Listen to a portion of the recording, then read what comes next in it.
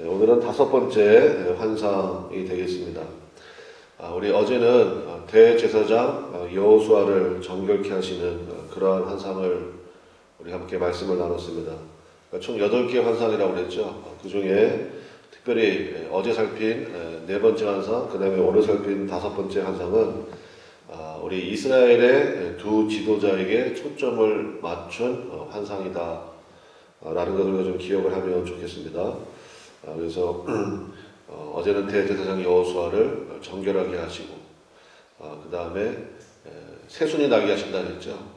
불에 꺼낸 그슬나무 같은 그 여호수아를 주님이 붙잡으시면 되는 거죠. 그렇죠? 주님이 붙잡으셔서 거기서 새 싹이 나게 하시고 또 하나님께서 역사하셔서 모든 것을 주님께서 다 지키시고 인도하신다 라는 것을 우리가 보았고, 오늘은 그 메노라는 것은 이스라엘의 상징과도 같은 것입니다. 우리나라의 꽃은 무궁화 꽃이잖아요. 이스라엘의 상징은 뭐냐? 살구꽃이거든요. 근데 그 살구꽃이 특별히 그 이스라엘의 그 등잔대 있죠. 촛대라고 부르는 그 메노라에 나오는데, 제가 이스라엘 성지순례 갔을 때 정말 가는 곳곳마다 이게 메노라가 있더라고요. 그 메노라가 뭐냐면 그 성소 안에 두는 그 촛대예요. 그래서 이제 7개의 등잔이 있는, 이렇게 밑에서부터 하나가 올라와서 7개의 등잔이 있는 그 촛대인데, 그 촛대의 그 등잔이 살구꽃 형상으로 되어 있거든요. 살구꽃. 그래서 뭐 영어 성경에는 이제 아몬드 뭐 이렇게 되어 있는데, 여러분 아시잖아요. 아론의 그 싹난 지팡이. 그 싹이 무슨 싹이 났냐면 살구꽃 싹이 났습니다. 그래서 그것은 회복을 의미하고, 이렇기 때문에 이스라엘의 상징이 메노라인데, 근데 이제 완전히 새로운 메노라를 주님께서 스가랴 선지자에게 오늘 환상 가운데 제시하고 계신다는 것입니다. 결론부터 말씀드리면, 이 메노라는 이제 정치 지도자인 스룹바벨을 상징합니다. 그래서 오늘 말씀 읽은 것처럼 계속해서 스룹바벨의 이름이 등장을 하고 있죠. 그래서 오늘 말씀을 통해서 새로운 메노라가 도대체 뭐가 어떤 면에서 새로운 것인지 우리 한번 살펴보도록 하겠습니다. 그 하나님의 예배법, 레위기서에 나오는 하나님의 그 제사법에 의하면 제사장이 해야 될 일이 있습니다. 뭘 해야 되냐면은, 여러분 잘 아시잖아요. 그 성막에 보면 성소가 있고 지성소가 있잖아요. 근데 성소에 들어가면 세 가지가 있어요. 뭐 진설병이 있고, 그 다음에 이 등잔대가 있고, 그 다음에 향단이 있고 그렇잖아요. 근데 이 그 제사장이 들어가서 날마다 이 진설병 떡 가는 것, 그 다음에 향단에 계속해서 여호와의 향기가 올라갈 수 있도록 하는 것, 그 다음에 이제 중요한 게 등잔대에 기름 교체하는 거 해야 되거든요. 그래서 날마다 들어가서 이거, 왜냐면 이제 계속 거기 옛날에 전기가 아닌 거 당연히 아실 테고, 그 기름을 공급해주고 촛대 그 심지 정리해주고 해서 말 그대로 제단에 불이 꺼지지 아니하도록 하는 일을 했다고요. 근데 이제 뭐 성전이 완전히 붕괴됐고, 그 다음에 바벨론 포로 생활 70년을 했고, 이것이 완전히 불가능해졌잖아요. 근데 이제 하나님께서 지금 스가랴 선지자, 그 다음에 학개 선지자 통해 가지고 중단된 성전을 다시 세우시는 일을 하고 계시는 거지 않습니까? 그래서 이 환상을 통해서 하나님은 이제 완전히 새로운 메노라, 완전히 새로운 촛대, 이거를 보여주고 계신다라는 것입니다. 뭐가 새롭냐? 우리 2절과 3절 한번 같이 읽어보겠습니다. 2절과 3절에 보면 기존의 메노라와는 완전히 다른 두 가지 특징이 나옵니다. 우리 2절과 3절 우리 한번 같이 읽겠습니다. 시작. 그가 내게 묻되 네가 무엇을 보느냐? 내가 대답하되 내가 보니 순금 등잔대가 있는데 그 위에는 기름 그릇이 있고 또 그 기름 그릇 위에 7 등잔이 있으며 그 기름 그릇 위에 있는 등잔을 위해서 7 관이 있고 그 등잔대 곁에 두 감람나무가 있는데 하나는 그 기름 그릇 오른쪽에 있고 하나는 그 왼쪽에 있나이다 하고, 이 등잔대, 이게 바로 메노라거든요. 그건 이제 하나님께서 스가랴 선지자에게 또 물어보시죠. 네가 무엇을 보느냐? 환상 가운데 하나님이 제일 먼저 하시는 게 뭐냐면 먼저 질문을 하십니다. 네가 무엇을 보느냐? 왜 질문하실까요? 자세하게 보라, 그 뜻이에요. 자세하게 보라. 자세하게 봐라.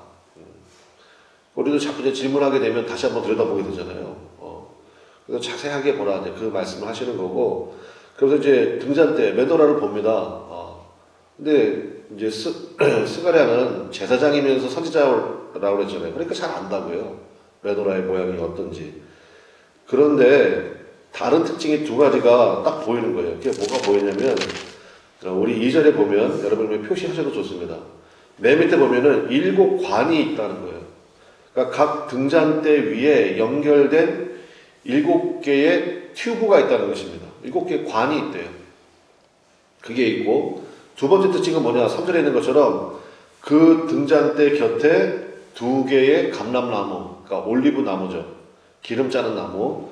그 두 감람나무가 있는데 하나는 오른쪽에 하나는 왼쪽에, 그러니까 관이 연결된 두 올리브 나무, 감람나무가 있습니다. 이 두 가지가 기존의 메누라하고는 완전히 다른 특징입니다. 그러니까 무슨 의미겠습니까? 그러니까 제가 서두에 말씀드렸죠. 제사장이 맨날 들어가가지고 그거 기름 채워주고 갈아주고 심지 뭐 해주고 이렇게 그런 일을 했어야 됐는데, 이제 새로운 메노라를 보니까 그 메노라 뒤에 감람나무 2개가 딱 있고 그 감람나무로부터 관이 연결되어 있다는 거예요. 무슨 얘기인지 아시겠죠? 그래서 한마디로 얘기하면 7개의 관이 각각 연결되어 있으니까 밝기는 기존보다 7배 밝을 거고, 그 다음에 기름이 중단될 일이 없겠죠. 하나님의 공급하심이 끝이 없다. 그래서 제가 그거는 오늘 유튜브 거기에다가 그림을 한번 넣어서 삽입해서 보여드릴게요.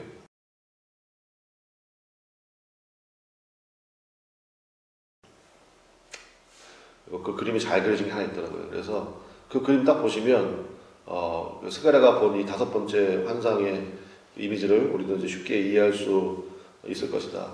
그러니까 한마디로 얘기하면 뭡니까?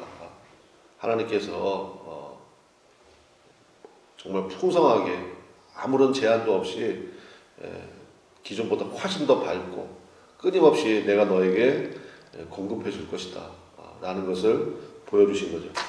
예를 들면 모세가 처음 본 그 환상도 비슷한 거 아닙니까? 모세가 그 떨기나무에 불이 붙었는데 그 나무가 사그라지지 않는 그런 모습을 봤잖아요. 그러니까 하나님의 공급하심 항상 그런 특징이 있다는 것입니다. 그래서 하나님께서 붙들고 계시기 때문에 지치지 않고 사그러지 않는 것. 그래서 성령의 공급하신 힘으로 해야 돼요. 오늘 새벽에 우리가 붙들 말씀이 바로 봅니다. 하나님 지치지 않도록 또 사그러지지 않도록. 그렇잖아요. 뒤에 감람나무 2개에서 계속해서 기름이 공급되고 있고 그 각 감마다 7개가 연결되어 있으니까 얼마나 그냥 밝기며 그 다음에 중단됨이 없고 뭐 그럴 거 아닙니까? 그래서 이제 특별히 오늘 우리가 읽은 6절 말씀이 그 성령의 예표로 그렇게 우리가 많이 이용되는 말씀이죠. 다시 한번 읽어볼까요? 6절만 다시 한번 읽어봅시다. 그가 내게 대답하여 이르되 여호와께서 스룹바벨에게 하신 말씀이 이러하니라. 만군의 여호와께서 말씀하시되 이는 힘으로 되지 아니하며 능력으로 되지 아니하고 오직 나의 영으로 되느니라. 예수님의 제자들 3년 동안 훈련받고 또 죄사함의 권세도 받고 사명도 받았습니다. 예수님이 다 됐다고 그러시던가요? 아니죠. 예수님께서 기다리라 이렇게 말씀하시면서 다 된 것 같은데요, 주님? 다 준비된 것 같은데? 근데 마지막 하나가 필요하다는 거예요. 그게 뭐예요? 너희는 몇 날이 못되어 성령으로 세례를 받을 것입니다. 그러니까 성령의 기름 부음이 필요하다는 것입니다. 그래서 사도행전 1장 8절 여러분 잘 아시잖아요. 오직 성령이 너에게 임하시면 너희가 권능을 받고. 그래서 우리에게 바로 필요한 것이 성령의 기름 부으심. 그러니까 이 환상을 본 거예요. 스가랴 선지자가. 하나님의 일은요, 뭐 결심한다고 되는 것도 아니고 다짐한다고 되는 것도 아니고 좀 극단적으로 얘기해서 목숨 건다고 되는 것도 아닙니다. 오직 성령의 끊임없는 기름 부으심이 있어야 되는 줄로 믿습니다. 그래서 고린도전서에 보면 부활의 증인이 500명이었다 이렇게 나오거든요. 근데 아마 한 380명 정도는 중간에 갔나 봐요. 무슨 일이 있었는지. 왜냐 마가다락 방에 보니까 120명이 남아있어요. 120명. 120명 바로 그 사람들에게 성령이 임하셨고 그들을 통해서 하나님의 일들이 나타나게 되었잖아요. 그래서 저는 참 그게 되게 인상적이더라고요. 부활의 증인이 500명이었는데 나머지 380명 얼마나 안타까울까. 계속해서 그 자리에 머물러 있었으면 하나님의 약속을 믿고 주님께서 이렇게 말씀하셨잖아요. 너희는 몇 날이 못되어 성령으로 세례를 받을 것이다. 아멘. 그러면 이제 기다리면 될 텐데 사실은 주님이 기간을 말씀 안 해주셨거든요. 열흘 뒤야 이렇게 얘기했으면 훨씬 더 쉬웠을까요? 그랬을까요? 근데 거기 있던 사람들은요 정말 믿음이에요. 그래서 하나님 우리의 믿음을 보시는 거예요. 믿음을. 뭐 하나님이 뭐 열흘 뒤에 될지 뭐 100일 뒤에 될지 뭐 얘기 안 하셨거든요. 근데 믿음으로 주님의 약속을 믿고 그 자리에 계속 머물러 있었더니 그 날이 되어서 주의 성령의 충만함을 받았죠. 그 380명 어땠을까요? 기분이. 물론 나중에 하나님의 은혜와 긍휼 가운데 하나님이 뭐 그런 역사를 주실 수도 있겠지만 근데 어쨌든 그 자리는 없었잖아. 마가다라 앞방 120명 가운데는. 그래서 우리도 마찬가지입니다. 하나님의 약속을 믿고 계속 믿음으로 또 믿음의 자리를 지켜나가면 주님의 때에 주님께서 오늘 우리에게 보여주신 이 새로운 환상처럼 다함이 없는 아주 충만한 그러한 성령의 기름 부으심을 허락해 주실 줄로 믿습니다. 성경에 보면 그 하나님의 입에서 유일하게 하나님은 사실은 뭐 모자란 게 없으시잖아요. 근데 하나님께서 유일하게 없다라고 표현하신 게 딱 하나 있어요. 그게 뭐냐? 추수할 것은 많되 일꾼은 적으니 그렇게 말씀하신 부분이거든요. 그러니까 원문에는 거의 없다 이런 의미가 있어요. 그래서 추수할 것은 많아요. 근데 일꾼은 거의 없대요. 그러니까 거의 없다. 하나님의 굉장한 안타까움이시죠. 그래서 누가 일꾼이냐? 성령의 기름 부으심, 성령의 불이 있는 사람이 일꾼이라는 것입니다. 그러면 성령의 기름 부으심이 임하면 어떤 일이 벌어지느냐? 오늘 말씀에 보니까 딱 두 가지를 얘기하고 있습니다. 첫 번째는 7절이죠. 우리 7절 한번 다 같이 읽겠습니다. 7절 시작. 큰 산아 네가 무엇이냐? 네가 스룹바벨 앞에서 평지가 되리라. 첫 번째, 큰 산이 평지가 된다. 그래서 큰 산이라는 것은 뭐냐면 장애물을 얘기해요. 장애물. 우리 힘으로 어찌할 수 없는 그러한 문제들 있잖아요. 그것이 이 성령의 기름 부으심이 임한 성령 충만한 일꾼에 의해서 평지가 된다는 것입니다. 또 한 가지 일은 뭐냐면 우리 9절인데요. 9절 한번 보겠습니다. 자, 9절 한번 같이 읽습니다. 시작. 스룹바벨의 손이 이 성전의 기초를 놓았은즉 그의 손이 또한 그 일을 마치리라. 그러니까 두 번째 특징이 뭐예요? 시작된 일이 마무리가 된다는 것입니다. 어떤 사람은 시작을 거창하게 했는데 그냥 중간에 사라져버리고 흐지부지 돼버리고 자꾸 그런 일이 반복된다는 것은 뭐냐? 물론 뭐 지쳤다, 뭐 요즘에 유행하는 말로 뭐 번아웃 됐다, 탈진했다, 그러니까 이해는 되지만 과연 성령의 기름 부으심을 계속해서 의지했느냐라는 것은 생각해볼 문제라는 것입니다. 왜냐? 성령의 임하심이, 성령의 기름 부으심이 있으면 장애물이 제거된다. 큰 산이 평지가 된다. 그러니까 문제로, 굉장히 큰 문제를 여겼던 것들이 성령께서 임하시면 성령은 하나님의 영이잖아요. 그리스도의 영이잖아요. 그러니까 그게 무슨 문제가 되겠어요. 그러니까 뭐 우리 가슴에 뭐가 확 막힌 것 같은 막 그런 답답함 이런 게 있으면 성령의 기름 부으심을 구해야 되죠. 또 한 가지가 뭐라고요? 계속할 수 있는 일이 생긴다는 거예요. 계속하니까 마무리가 되겠죠. 그래서 시작한 일이 마무리가 된다는 것입니다. 그래서 그 일이 맞춰지리라. 성전 중단된 지 20년 됐다고 이제 그 일이 맞춰질 거야. 누구에 의해서? 성령 기름 부으심, 새로운 메노라, 이 환상을 보여주심으로 말미암아서죠. 그래서 여러분 성령의 능력으로만 모든 것이 이루어진다. 그러니까 이거 하나 붙들면 되는 거죠. 그죠? 그러니까 믿음이라는 게 그렇게 복잡하지가 않아요. 뭐 3차 함수처럼 그렇게 뭐 복잡하지가 않다고. 그냥 딱 한 가지예요. 주님께서 다 준비된 것 같지만 마지막 하나가 필요하다. 뭐예요? 성령의 기름 부으심. 너희는 예루살렘을 떠나지 말고 이것을 기다려라. 이렇게 말씀하시죠. 우리도 마찬가지죠. 기다려야죠. 주님 앞에. 상황이 어떻다. 뭐 별 얘기를 다 해도 한 번도 그 좋은 시기가 왔습니다. 이런 적은 없어요. 전 세계 어디를 봐도. 지금 뭐 유럽은 코로나 때문에 더 난리예요. 처음에 초기 대응을 잘못해가지고 이제 거기 막 식당 문 닫기 시작해요. 이제 우리나라는 이제 오늘 뭐 어제부터 1단계 발령이 됐지만 이것도 언젠가는 이제 뭐 사라지겠죠. 근데 중요한 건 뭐냐? 그 가운데 우리가 계속해서 믿음의 자리를 지키고 믿음 가운데 더 풍성해졌느냐? 아니면 주일날 말씀드린 것처럼 말라 비틀어진 그런 심령이 되었느냐? 그건 누구 책임이겠어요? 본인 책임 아닙니까? 그래서 뭐 이 핑계 저 핑계로 어떻게 하면 믿음의 자리를 떠날까? 어떻게 하면 뭐 도중 하차할까? 그러지 말고 끝까지 성령을 의지해서 하나님께서 부르신 자리에서 멋지게 일을 마무리하는 마무리를 잘 짓는 그런 인생 그래야 돼요. 그래야지 어디 가든지 인정받고 참 존중받는 그러한 삶이 되지.